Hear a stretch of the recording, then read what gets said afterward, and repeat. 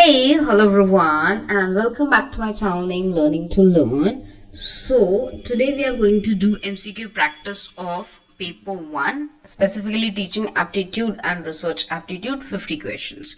So, before starting this particular lecture, this is everything about me. अगर आप मेरे बारे में नहीं जानते तो ये सारी चीजें मेरे बारे में हैं, and this will help you to understand your educator or your teacher in a better manner कि exactly what your teacher is or what your teacher does. Fine. The next thing is, if you're not there on Unacademy, I would highly request you to join Unacademy as soon as possible. Better आज ही join कर लीजिए because आज you'll get 43% off. So Unacademy से आपको benefit क्या मिलने वाला है? You'll get live classes. अगर आप NTA UGC NET दिसंबर के लिए अटेम्प्ट देने वाले हैं, then right now would be the right time to join Unacademy because you have an offer जो अगली बार शायद वापस नहीं आएगा and you will regret that you're paying 15,000 which you could have received for 11,000 only. तो अगर आप 7 months का भी सब्सक्रिप्शन लेते हो, you're going to get 7 months subscription of 15,000 rupees at 11,000 as of today before 12th August. And you can watch various special classes of various educators to understand कि वो कैसा पढ़ाते हैं. अगर आपको ये ऑफर अवेल करना है तो आज 12 बजे से पहले अवेल करना पड़ेगा and you can use this particular referral code to avail this particular offer. Okay. Again, there are various special classes. Yes, ये special classes Unacademy पे है. 11 तारीख कल एक टीचिंग एप्टीट्यूड का हमारा MCQ हुआ था जहाँ पे हमने 50 क्वेश्चंस किए थे in 60 minutes. So we exactly feel like it is an examination और एग्जाम में जैसे 60 मिनट में आपको 50 क्वेश्चंस करने होते हैं वैसे हम भी यहीं पे 60 मिनट में 50 क्वेश्चंस करते हैं which gives you feel of examinations. Apart from that, this is the entire schedule. Usually ये क्लासेस मॉर्निंग 9 AM में होती हैं बट सिर्फ आज रिसर्च एप्टीट्यूड की जो क्लास है that would be held at 8 PM. Okay, तो आज वो 8 PM पे होगी. बाकी usually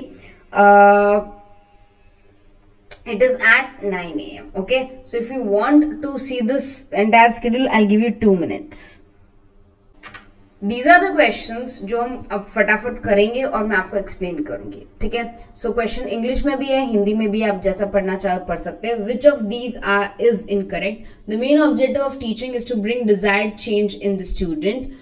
Massive open online courses are paid online courses available for anyone to enroll. The main difference between online and offline is location. Yes, formative assessment is conducted during the learning. तो अगर आप ये सारी points देखोगे तो point number 1 सही है. Main objective यही है कि हमें चेंज लाना है बच्चे में, उसके बिहेवियर में चेंज लाना है. ठीक है.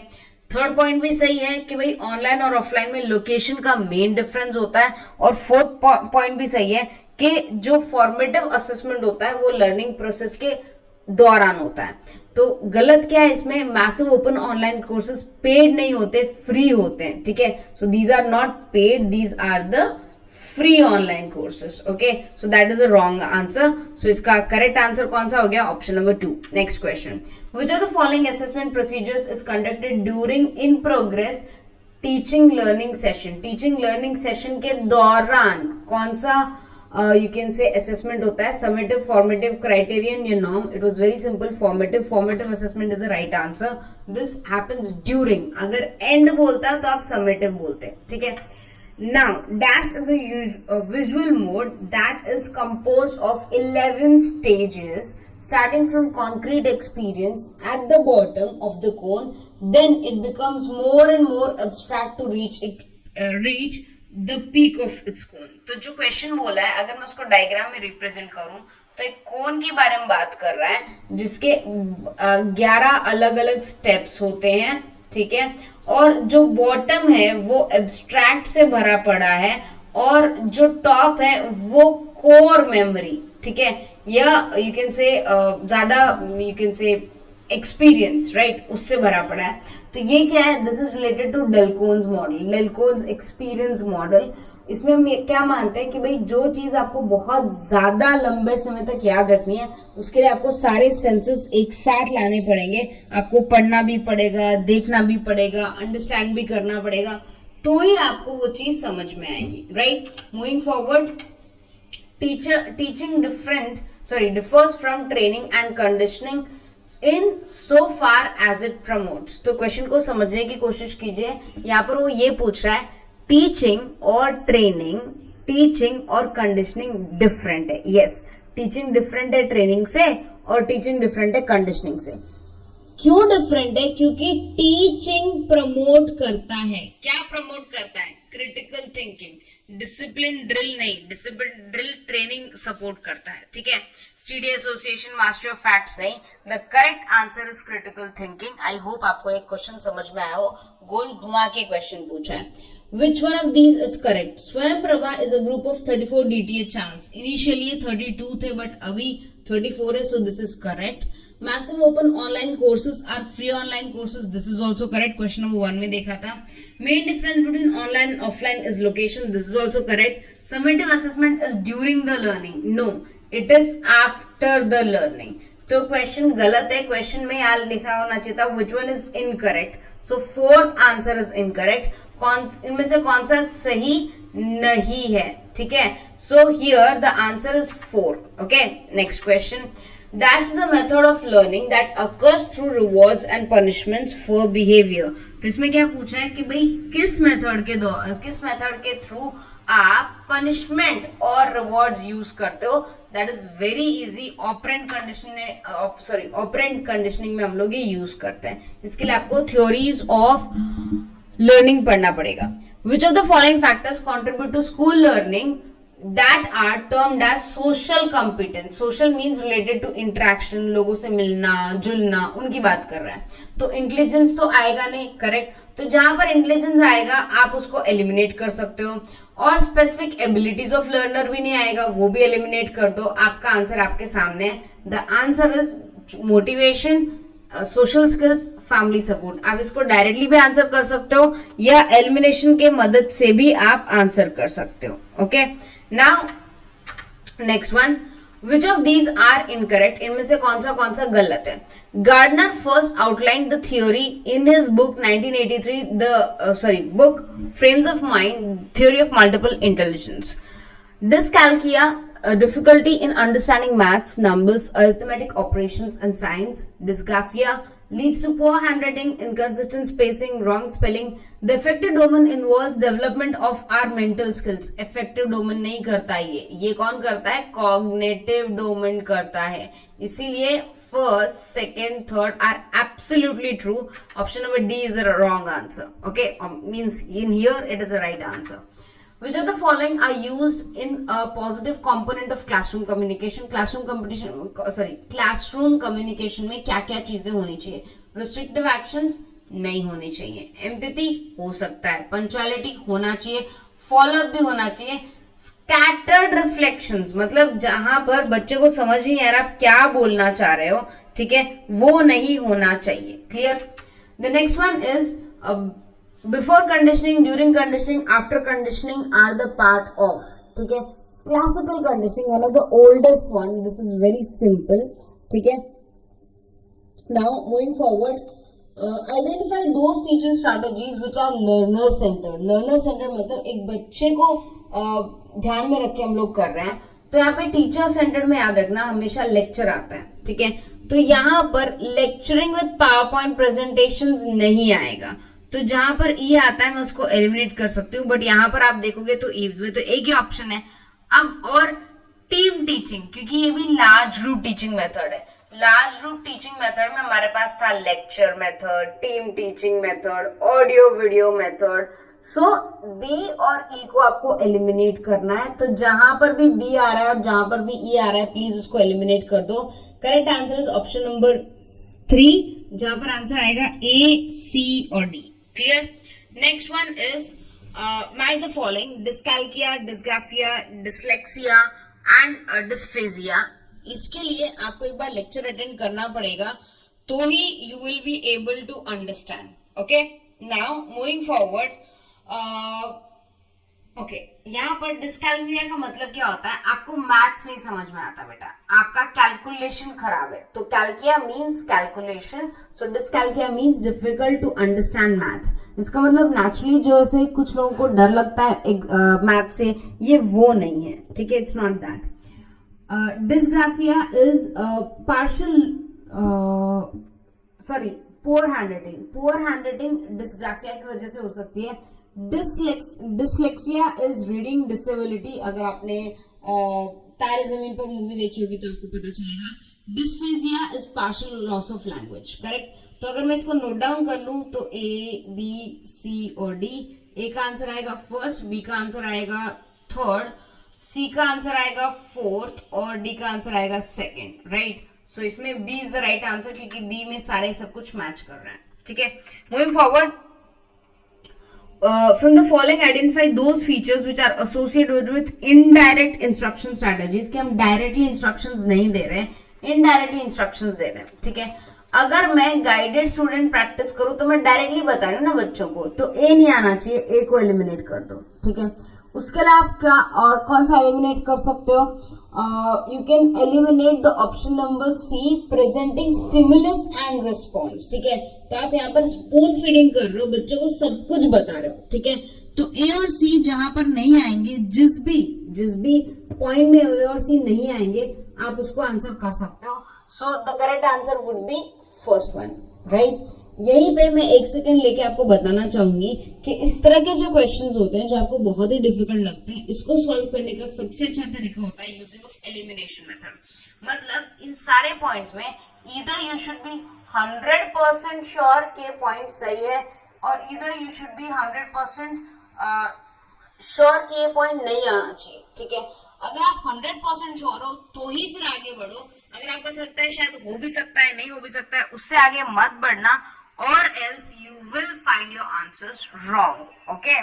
Now reflective level teaching is different from memory level teaching because the patterns of communication that is involved in reflective level teaching is basically transactional, means the highest level of communication, क्योंकि reflective level is highest level of teaching, सबसे highest होता है पहले memory autonomous memory understanding reflective, तो autonomous memory understanding reflective, तो reflective highest है, तो highest level of हमारा क्या आएगा यहाँ पर, कम्युनिकेशन आएगा। Identify from the following those features of key behaviours which are contributive to the effectiveness of teaching, कि टीचिंग के इफेक्टिवनेस के लिए क्या क्या कंट्रीब्यूट होगा, ठीक है। अब लेसन क्लैरिटी ऑफ कोर्स होनी चाहिए, प्रोबिंग हेल्पफुल बिहेवियर में आएगा, क्वेश्चनिंग हेल्पफुल बिहेवियर में आएगा, टीचर टास्क ओरिएंटेशन एंगेजमेंट, तो इसके लिए आपको की बिहेवियर और हेल्पफुल बिहेवियर पढ़ने पड़ेंगे, clear. Now which of the, I am really sorry अगर बैकग्राउंड से नॉइस आ रहा हो, बिकॉज यहाँ पे बहुत बारिश हो रही है, clear. Now moving forward, which of the following factors contribute to school learning are termed as social competence, ये same repeated question है, so I'm not going to explain this again. Moving forward, which of the following teacher competences belong to the domain of personality or attitude, इन सब में से which of these are related to personality or attitude, ये question पूछा है। So managing monitoring नहीं आएगा, planning नहीं आएगा, ये नहीं आएगा, locus of control and self efficacy is the right answer, तो यहाँ पर क्या आएगा आंसर, लोकस ऑफ कंट्रोल और self efficiency, fine. Now moving forward, which of the following are useful as positive components is classroom communication, के positive components क्या होते हैं इन क्लासरूम कम्युनिकेशन, ये पूछ रहा है। रिस्ट्रिक्टेड एक्शंस नहीं होने चाहिए, ये तो वापस रिपीट हो गया, ये वापस रिपीट हो गया, so okay. Given below are two statements, instructional technology is a network of techniques pressed into the service for realization of instructional objectives. Computer aided instructions can be replace the teacher. Computer कभी भी teacher को replace नहीं कर पाएगा बेटा, क्योंकि teacher का role बहुत ज्यादा होता है as compared to just as a role of providing instruction. तो टीचर क्या है, जैसे ये क्या कहते हैं हम, जैसे टीचर सिर्फ और सिर्फ आपको इंस्ट्रक्शन नहीं प्रोवाइड करता बेटा, टीचर आपको अंडरस्टैंड करने में मदद करता है, हेल्प करने में अंडरस्टैंड करने में हेल्प करता है, एग्जाम क्रैक करने में मदद करता है, डाउट सॉल्व करने में मदद करता है, right? So teacher is something which will help you in various sectors, जो आपका यू कैन से कंप्यूटर नहीं कर सकता, करेक्ट? सो स्टेटमेंट 2 गलत है बेटा, स्टेटमेंट 1 सही है। अगर आप एक बार भी रिपीट करके देख लोगे तो आपको पता चलेगा। Clear? Which of the following intellectual characteristics in teacher needed nurturing in order to accomplish subjective well-being, leading to effective in motivating and inspiring students for college level education? तो यहाँ पर क्या बोल रहे हैं हम लोग बात कर रहे हैं कॉलेज लेवल एजुकेशन की, तो हायर लेवल की बात कर रहे हैं, ठीक है? बट किस रेफरेंस में बात कर रहे हैं? Intellectual characteristics in a teacher needed nurturing in order to accomplish subjective well-being. तो टीचर के अंदर ऐसी कौन सी क्वालिटी होनी चाहिए जो बच्चे को मोटिवेट करेगा और इंस्पायर करेगा, ये बोलना चाह रहा है, correct? So the correct answer is emotional intelligence related. This was a very simple question again. Moving forward, the consequences of effective classroom communication are. अगर क्लासरूम में इफेक्टिव कम्युनिकेशन होता है तो उसका रिजल्ट क्या होता है? कॉन्सिक्वेंसेस का मतलब क्या है बेटा यहाँ पर? रिजल्ट्स, ठीक है? तो enhance expectations of the teacher, learners are satisfied, learning are satisfied pursued, increased promotional prospects for teachers, enabling students to achieve goals, positive learning outcomes. Okay, तो यहाँ पर A नहीं होगा, एक्सपेक्टेशन इसी वजह से इंक्रीज नहीं हो जाएगी, राइट? प्रमोशनल एस्पेक्ट्स भी नहीं होगा, तो B, D is the right answer. Option number 4 would be the right answer. This was a very, very, very simple question. Okay.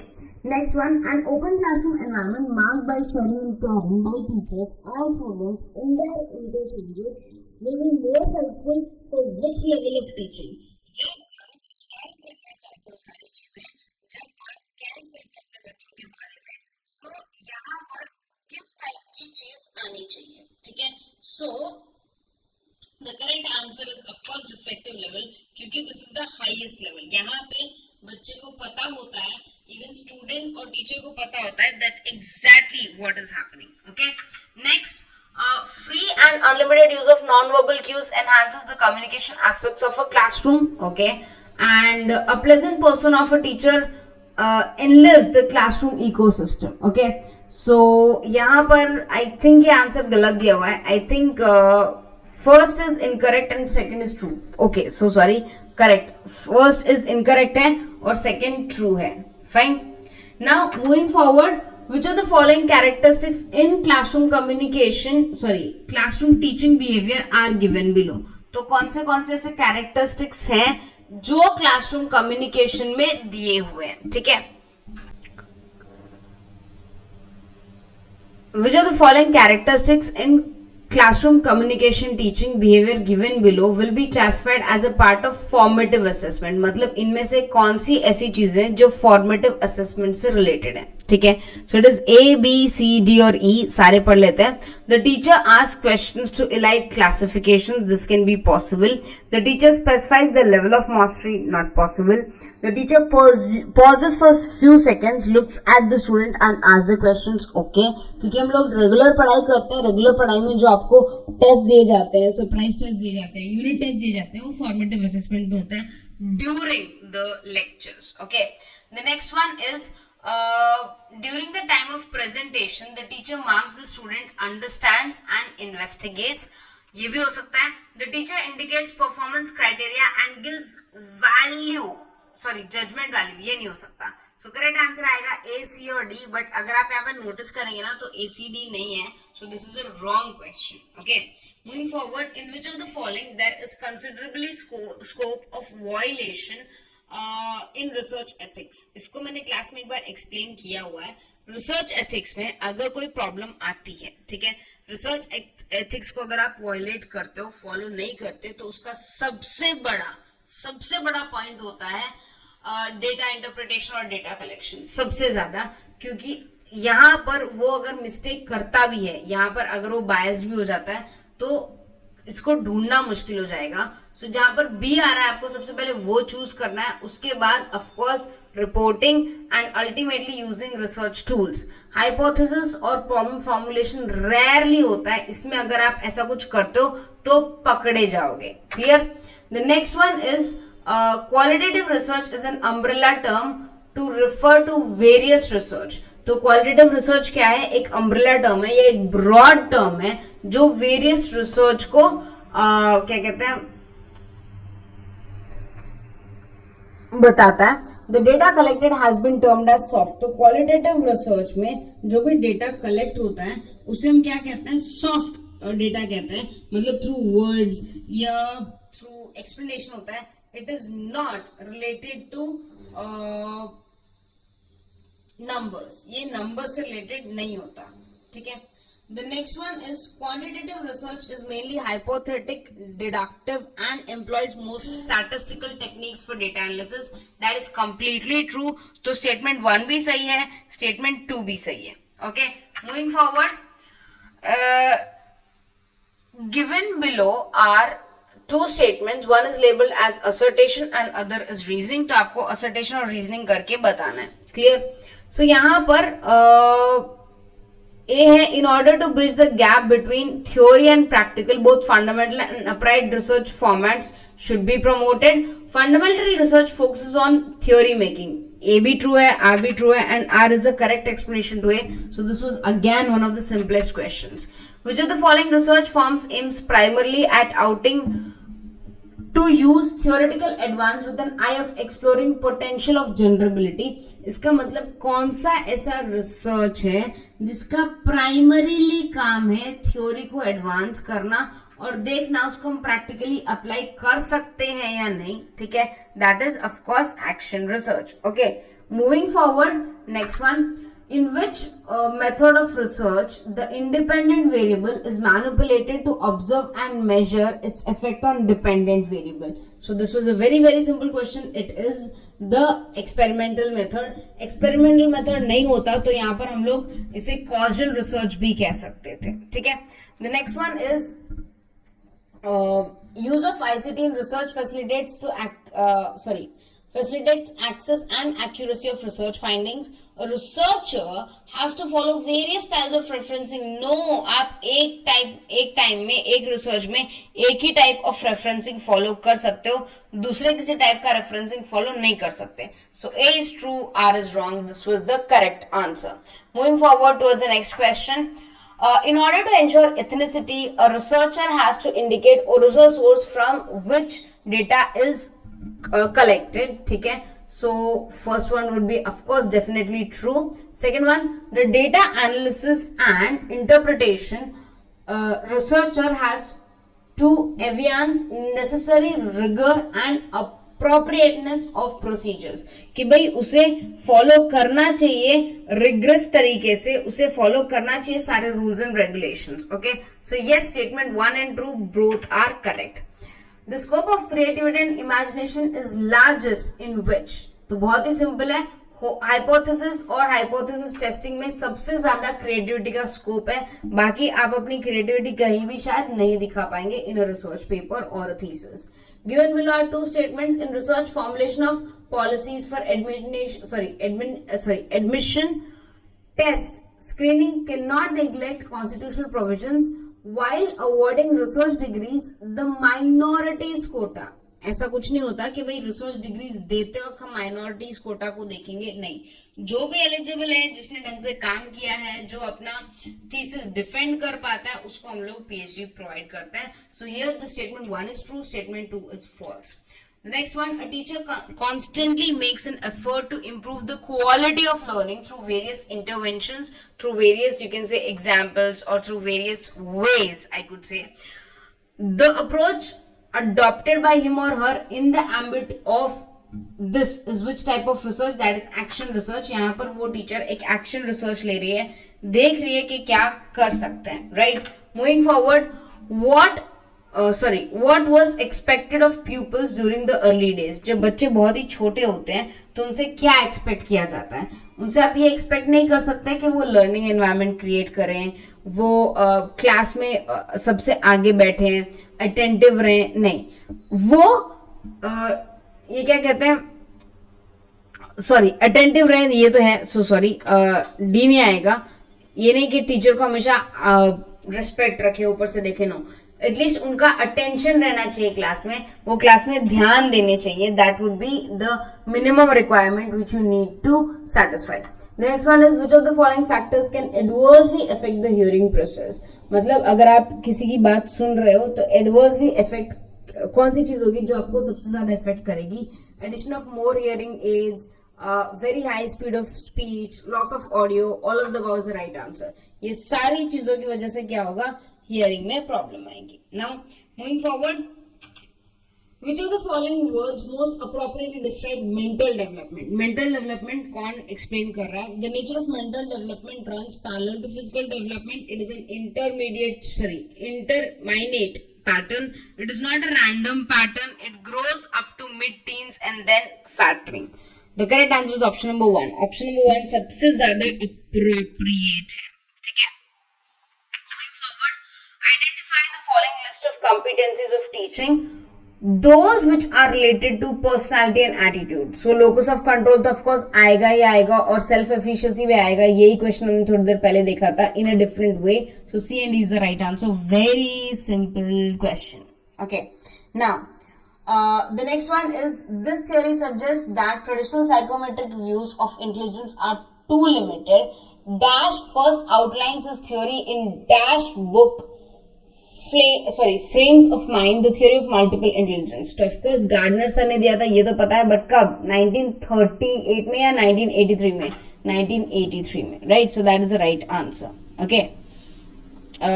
Now, the next one is, memory level teaching is the prerequisite of understanding level teaching, and it talks about generalization of principles, theory and other key important points, right? In reflective level teaching, Hunt is the main prominent. It includes understanding level और memory level, correct? So of course statement 1 और 2 दोनों सही है. बहुत ही simple question था, इसमें तो कुछ टेंशन लेने की आपको बात ही नहीं है. Next one, identify the correct sequence of social systems of understanding level teaching. Understanding level teaching आपको sequence बनाना है. तो सबसे पहले आंसर में आएगा, ये आएगा फर्स्ट में, ठीक है.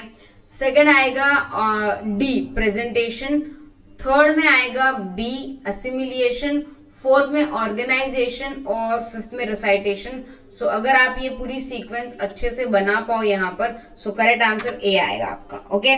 The next one is, a person listens and tries to understand the views of others.